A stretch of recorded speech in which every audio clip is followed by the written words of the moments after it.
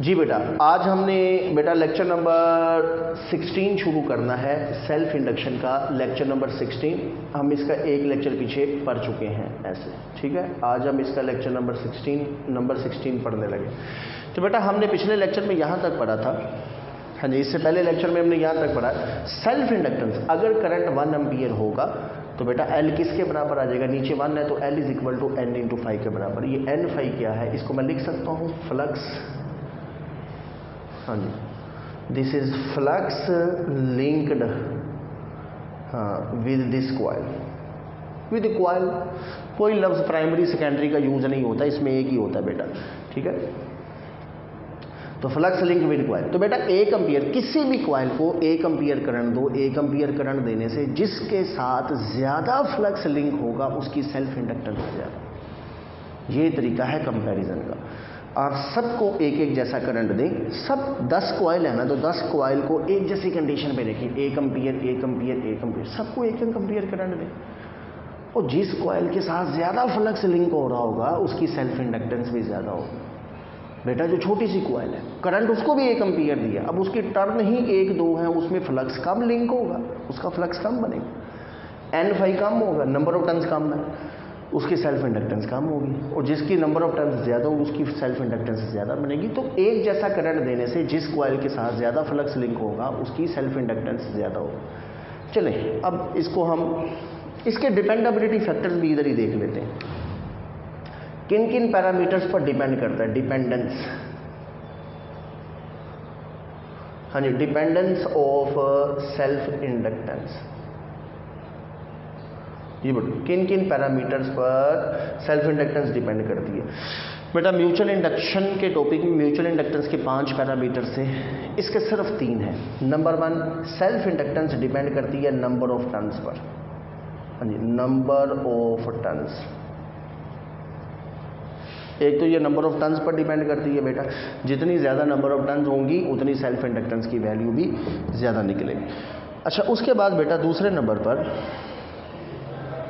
Self inductance जो है वो डिपेंड करती है, नंबर 2 बेटा किस पर डिपेंड करती है, तो आंसर है एरिया ऑफ कॉइल पर। आप जानते हैं बेटा, तो बेटा जो सेल्फ इंडक्टेंस होती है ये बेसिकली डिपेंड करती है, हाँ जी, 2 पैरामीटर्स पर ये डिपेंड करती है बेटा। अभी तक 2 पैरामीटर मैंने लिखे हैं, टोटल 3 पैरामीटर्स के ऊपर ये डिपेंड करती है, नंबर ऑफ टर्न्स पर, एरिया ऑफ कॉइल पर, और तीसरे नंबर पर बेटा, हाँ जी, number 3 nature of core material.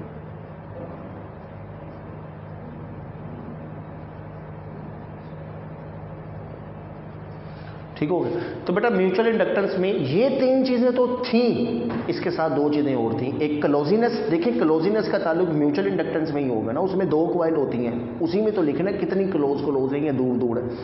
जितनी कॉइल क्लोज होंगी उतनी म्यूचुअल इंडक्टेंस ज्यादा होगी। इसमें तो कॉइल ही एक है, इसलिए क्लोजीनेस का पैरामीटर तो इसमें आ ही नहीं सकता, ठीक है। दूसरा हमने उसमें पढ़ा था म्यूचुअल इंडक्टेंस में ओरिएंटेशन ऑफ 2 कॉइल्स, हाँ, ये भी इसमें नहीं हो सकता, वो भी 2 कॉइल होंगी तो ओरिएंटेशन है ना, एक ऐसे रखी है दूसरी ऐसे रखी है, या ऐसे रखी है, या ऐसे या तिरछी रखी है। 2 कॉइल हो तो ओरिएंटेशन देखी जाती है ना, एंगल देखा जाता है कि आपस में किस एंगल पर। इसलिए वो जो 2 चीज़ें थी वो स्पेशली बेटा आप याद रखें, वो स्पेशली जो है सिर्फ म्यूचुअल इंडक्टेंस से रिलेटेड थी, 2 कॉइल से।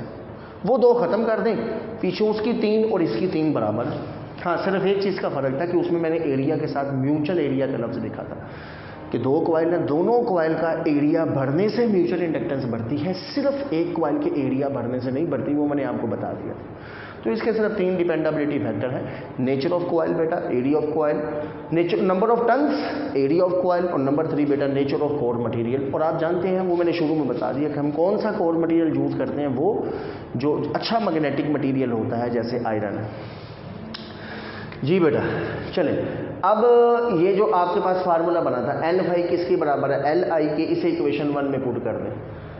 सो इक्वेशन 1 बिकम्स, हाँ जी, इक्वेशन 1 में अगर इसको पुट करें तो इक्वेशन 1 क्या है, सेल्फ इंड्यूस ईएमएफ, ऐसी ईएमएफ जो अपनी ही कॉइल में प्रोड्यूस होती है, अपनी ही कॉइल में करंट के चेंज होने से उसी के अंदर जो ईएमएफ इंड्यूस होती है उसे हम कहते हैं self induce EMF. This self induce EMF is equal to minus बेटा डेल्टा का निशान बाहर ले आए, ये डेल्टा अंदर क्या बच गया है, N phi divided by I बच गया।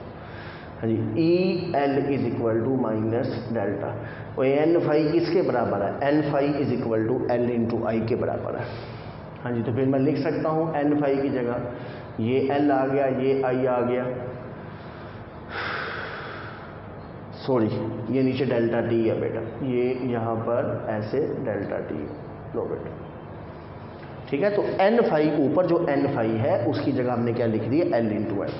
तो बेटा self induce EMF is equal to minus बेटा एल, एक कॉइल में तो सेल्फ इंडक्टेंस सेम होंगे ना। अब देखो बेटा, अब एक कॉइल मैंने बनाई है, उसकी नंबर ऑफ टर्न्स जितनी रखनी थी रख दी है, उसका एरिया जितना रखना था रख दिया, उसमें जो कोर मटेरियल यूज़ करना था कर लिया। अब तो नहीं चेंज होगा ना, ड्यूरिंग एक्सपेरिमेंट तो कुछ नहीं बदलेगा। ये सारी चीज़ें उस वक्त हैं जब आप कॉइल बना रहे थे, ये सारे कंस्ट्रक्शन पैरामीटर्स हैं बेटा। जिस वक्त हम कॉइल बना रहे होते हैं उस वक्त डिसाइड करना है कितनी नंबर ऑफ टर्न्स है, कितना एरिया है, कौन सा कोर मटेरियल यूज़ करना है। जब एक दफ़ा कॉइल बना दी है अब उसकी सेल्फ इंडक्टेंस कॉन्स्टेंट रहेगी, तो एक एक्सपेरिमेंट में तो ये कांस्टेंट है। हाँ जी, पीछे का बच गया बेटा, ये डेल्टा एल के साथ तो नहीं आएगा, तो डेल्टा आई के साथ आ गया, this is delta I divided by delta T. तो self induce EMF is equal to E is equal to minus L delta I over delta T.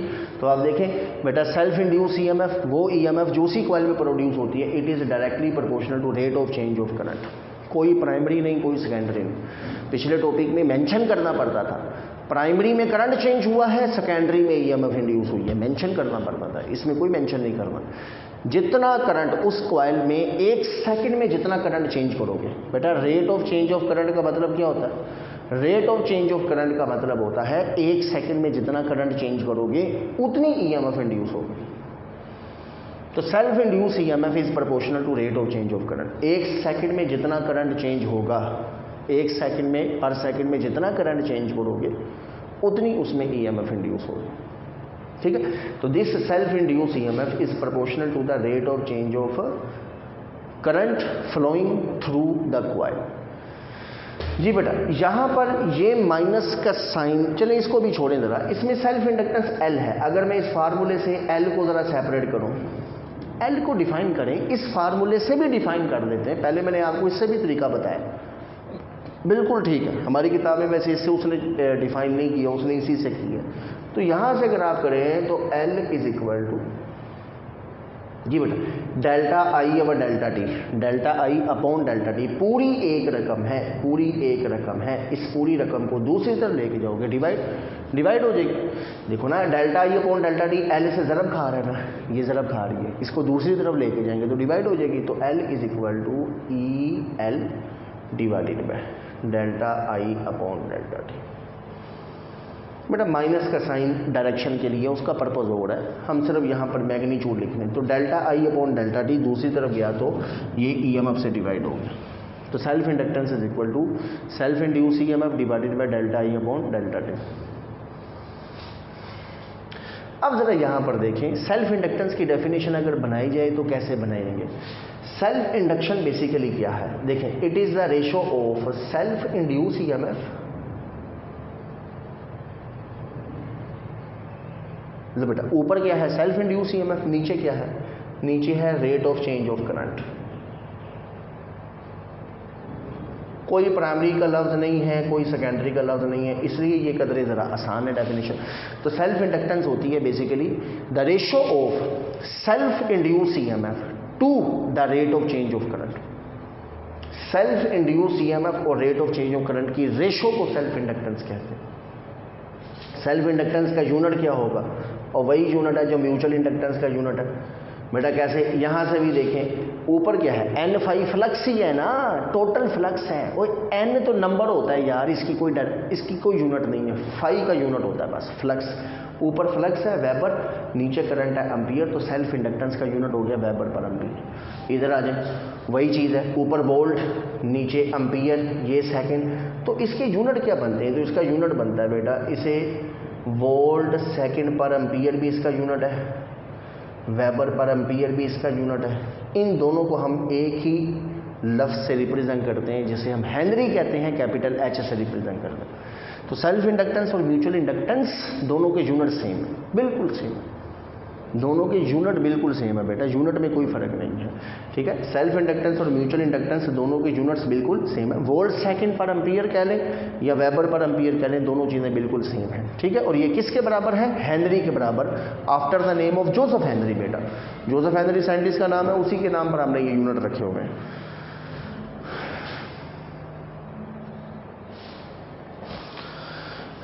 ठीक है बेटा, तो सेल्फ इंडक्टेंस का यूनिट वोल्ट सेकंड पर एम्पियर भी है, weber पर एम्पियर भी है, और इन दोनों को हम बेटा क्या कहते हैं? इन दोनों के लिए हम हेनरी का लफ्ज़ यूज़ करते हैं। शॉर्ट करना है ना, देखें यूनिट को शॉर्ट करने के लिए तो साइंटिस्ट का नाम इस्तेमाल किया जाता है, तो बार बार वोल्ट सेकंड पर एम्पियर लिखना या वेबर पर एम्पियर लिखना ये मुश्किल होता है, इसलिए हम इनके लिए एक मुख्तसर लफ्ज़ इस्तेमाल करते हैं, हेनरी।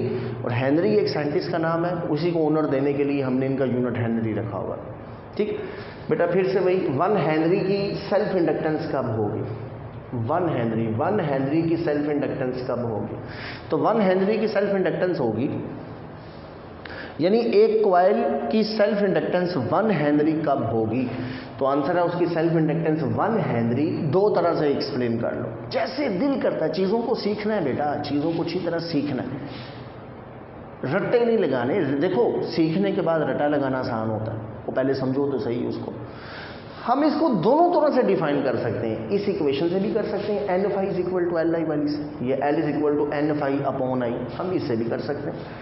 तो देखिए दोनों तरीके से कर लेते हैं। 1 हेनरी हम लिख सकते हैं, 1 henry is basically is equal to 1 weber divided by 1 ampere. बेटा अगर 1 एम्पियर करंट से, देखो ये भी तो हेनरी है ना, इसी की तो हेनरी। जी ज़रा लाइट गई है, कुछ देर वेट करें बेटा। जी बेटा, तो 1 हेनरी का फ्लक्स कब होगा? अगर 1 हेनरी की सेल्फ इंडक्टेंस है, जब 1 वेबर का मैग्नेटिक फ्लक्स लिंक करे, उस वक्त जब उस कॉइल में से 1 एम्पियर का करंट गुजरे। या आप इसको ऐसे भी बेटा लिख सकते हैं, आप इसको यूं भी लिख सकते हैं कि अगर, एक मिनट जरा, ये इंक गिर गई है।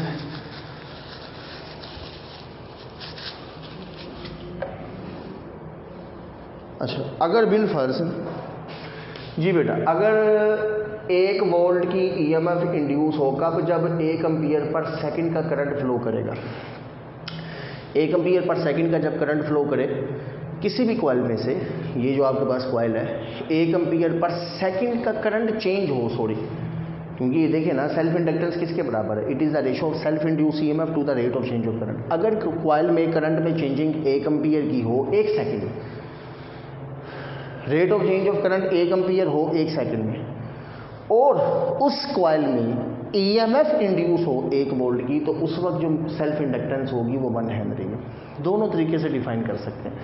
If the rate of change of current in a coil is 1 ampere and the EMF induced in this coil is 1 volt, then the self inductance is 1 volt. ठीक है। Number 2 definition, if the flux 1 weber 1 ampere, फिर 1 Henry होगा। If the current flow through the coil is 1 ampere and the flux linked with the coil is 1 weber, then the self inductance is 1 Henry. 1 ampere के current से 1 weber का अगर flux link करता है किसी भी कॉइल के साथ, तो उसकी सेल्फ इंडक्टेंस, उस कॉइल की सेल्फ इंडक्टेंस 1 हेनरी होगी। ठीक है बेटा। और 1 एम्पियर पर सेकंड के करंट चेंज होने से अगर 1 वोल्ट की ईएमएफ इंड्यूस हो जाए तो सेल्फ इंडक्टेंस 1 है, 1 हेनरी। और अगर 1 एम्पियर पर सेकंड के करंट चेंज होने से 2 वोल्ट की ईएमएफ इंड्यूस हो जाए तो उस वक्त सेल्फ इंडक्टेंस 2 हेनरी है। 1 एम्पियर पर सेकंड के करंट चेंज होने से अगर 100 वोल्ट की ईएमएफ इंड्यूस होती है तो उस वक्त सेल्फ इंडक्टेंस 100 हेनरी है। तो सारी चीज़ों को ध्यान में रखा करें। ठीक हो गया बेटा। अच्छा, अब उसके बाद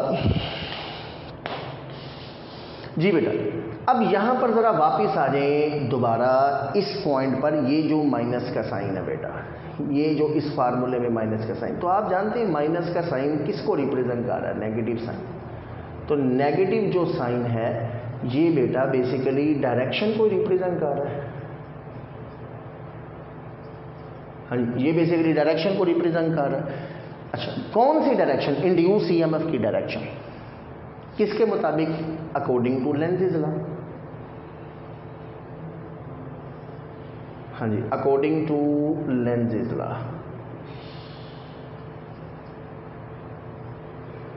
लेंज़ लॉ का टॉपिक हम बेटा पीछे पढ़ के आए हैं, और लेंज़ लॉ ने ही तो हमें बताया था कि ये इंड्यूस करंट और इंड्यूस ईएमएफ जो होते हैं ये बेसिकली किस डायरेक्शन में फ्लो करते हैं, किस डायरेक्शन में होते हैं। तो इनकी डायरेक्शन ही तो हमने पढ़ी थी, और हमने लेंज़ लॉ में पढ़ा था कि induce current and induce EMF दोनों ही, करंट में दोनों ही चीज़ें होती हैं, करंट तो है, इंड्यूस ईएमएफ भी उसके साथ है।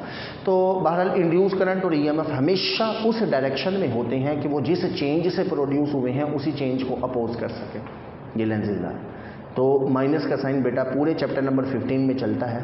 इलेक्ट्रोमैग्नेटिक इंडक्शन में माइनस का साइन चलता है, और इलेक्ट्रोमैग्नेटिक इंडक्शन में बेटा माइनस का साइन ओपोजिशन को रिप्रेजेंट करता है। बिल्कुल ऐसे जैसे बेटा करंट के केस में रेजिस्टेंस ओपोजिशन होती है, सड़क के केस में फ्रिक्शन होती है, पानी के केस में विस्कोसिटी होती है, हवा के केस में एयर रेजिस्टेंस होती है, सेम इसी तरह से इलेक्ट्रोमैग्नेटिक इंडक्शन में भी एक ओपोजिशन होती है। उस ओपोजिशन को हम माइनस के साइन से एक्सप्लेन करते हैं। मैं थोड़ा सा ब्रीफली डिस्क्राइब कर देता हूँ।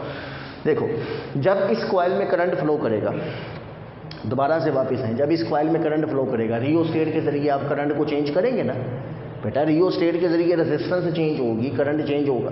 अब करंट दो तरह से चेंज हो सकता है।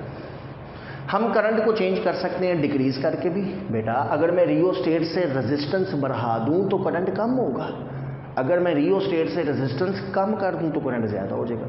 इसका मतलब मैं करंट को दो तरह से चेंज कर सकता हूँ, इंक्रीज भी कर सकता हूँ, डिक्रीज भी कर सकता हूँ। तो हमने पढ़ा सेल्फ इंडक्शन क्या है। सेल्फ इंडक्शन है the phenomena in which a changing current, current को चेंज करना है। तो करंट को दो तरीकों से चेंज कर सकता हूँ। मैं करंट को बढ़ा भी सकता हूँ, कम भी कर सकता हूँ। रियोस्टेट हमारे हाथ में है, रेजिस्टेंस तो हमारे कंट्रोल में है। हम रेजिस्टेंस कम करेंगे, करंट ज़्यादा हो जाएगा, हम रेजिस्टेंस बढ़ाएंगे, करंट कम हो जाएगा।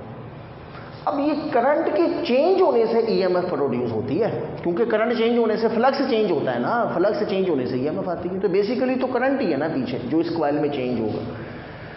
अब जो चेंजिंग है, जो चीज़ है जिसने ईएमएफ को इंड्यूस करना है, जिसने इस कॉइल में ईएमएफ को इंड्यूस करना है, सेल्फ इंड्यूस ईएमएफ, वो बेसिकली किस वजह से है? आंसर है करंट की वजह से। तो बेटा लेंज़ लॉ ये कहता है, लेंज के मुताबिक अगर आपकी जिस भी चेंज से करंट और ईएमएफ पैदा होते हैं वो हमेशा उस चेंज को अपोज करते हैं, अपोज। अगर फर्ज करें कि सर्किट में करंट के बढ़ने से बेटा, अगर करंट के बढ़ने से ईएमएफ इंड्यूस हुई है, ठीक है, करंट के इंक्रीज होने से अगर ईएमएफ इंड्यूस हुई है तो इंड्यूस ईएमएफ क्या करेगी? EMF will decrease it.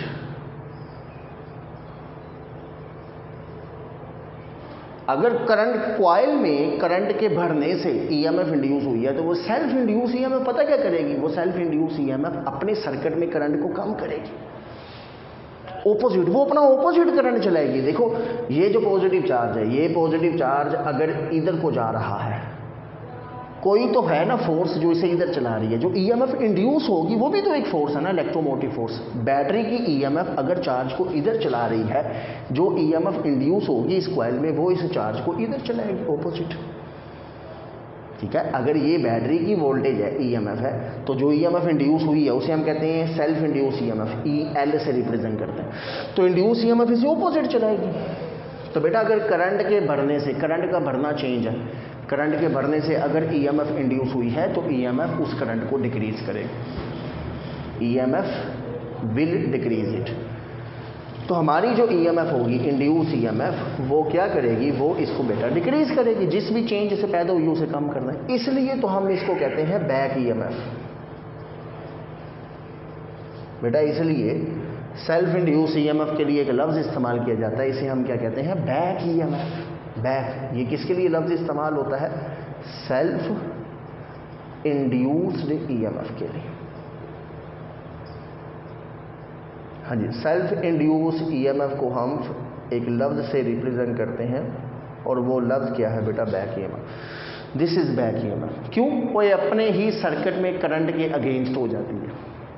एक ही कॉइल है ना, उसी कॉइल में जब करंट बढ़ता है तो इंड्यूस ईएमएफ क्या करती है? सेल्फ ईएमएफ उसको कम करने लगती है।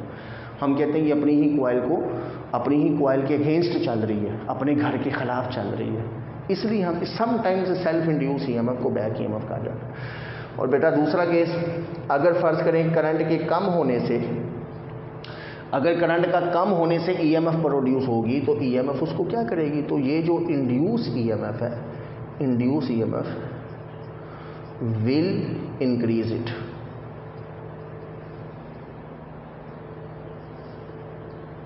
ठीक है, अगर सर्किट में, अगर कॉइल में करंट कम होने से ईएमएफ इंड्यूस हुई है तो ईएमएफ उसमें ऐड होकर करंट को इंक्रीज करेगी, और अगर करंट के बढ़ने से ईएमएफ इंड्यूस हुई है तो ईएमएफ उसके ऑपोजिट जाके उसे डिक्रीज करेगी। This is opposition. जिस भी चेंज से ईएमएफ इंड्यूस होगी ये हमेशा उसको अपोज करेगी। तो एक ही कॉइल है, एक ही कॉइल में जो ईएमएफ पैदा हुई है वो अपने ही खिलाफ होती है, खुद अपनी कॉइल को अपोज कर रही होती है, इसलिए हम इसको बैक ईएमएफ भी कहते हैं, याद रखना। ठीक है बेटा, तो सेल्फ इंड्यूस ईएमएफ के लिए लफ्ज इस्तेमाल किया जाता है बैक ईएमएफ का। लास्ट पर एक और पॉइंट है, मेरे पास जगह कम हो गई है, मैं सोच रहा हूँ कि मिटाऊँ ना, चलें ये सिर्फ यहाँ पर, हाँ चलें इधर ही लिख देता हूँ जी बेटा। ड्यू टू इंडक्शन, इंडक्शन की वजह से, इंडक्शन की वजह से जो कॉइल होती है ना कॉइल, इस कॉइल को हम नाम देते हैं इंडक्टर का। इंडक्शन की वजह से this coil is known as inductor. Inductor याद रखना, ऐसी कॉइल को कहते हैं जिसमें इंडक्शन का फिनोमेना होता है। तो due to induction this coil is known as inductor. और इन एसी सर्किट, हाँ अल्टरनेटिंग करंट में क्या होता है, एसी सर्किट में अल्टरनेटिंग करंट के केस में इंडक्टर रेजिस्टर के तौर पर बिहेव करता है। बड़ा इंपॉर्टेंट एमसीक्यू है बेटा, ये चैप्टर 16 में समझाऊंगा कि कैसे, लेकिन याद रखना डायरेक्ट करंट को चेंज करने के लिए रियोस्टेट लगता है, डायरेक्ट करंट को कंट्रोल करने के लिए रियोस्टेट लगता है। डायरेक्ट करंट का रेजिस्टर रियोस्टेट है, लेकिन अल्टरनेटिंग करंट का जो रेजिस्टर है वो रियोस्टेट नहीं, उसका रेजिस्टर इंडक्टर है। तो inductor behave like a resistor in AC circuit. Alternating current circuit में ये रेजिस्टर के तौर पर बिहेव करता है। कैसे करता है बेटा, जब चैप्टर 16 आएगा फिर मैं आपको बताऊंगा कि ये कैसे करता है। लो बेटा, आज के लिए बेटा ये हमारा सेल्फ इंडक्शन का टॉपिक ख़त्म हो गया है, लेक्चर कंप्लीट हो गया है। उम्मीद है कि आपको ये समझ लगा होगा। बेटा नहीं पता चला तो 1, 2 बार 3 बार लेक्चर को अच्छी तरह सुने, फिर भी ना पता चले तो किसी भी किस्म का क्वेश्चन आप मेरे से डिस्कशन में कर सकते हैं। अपना ख्याल रखें, अल्लाह हाफिज़।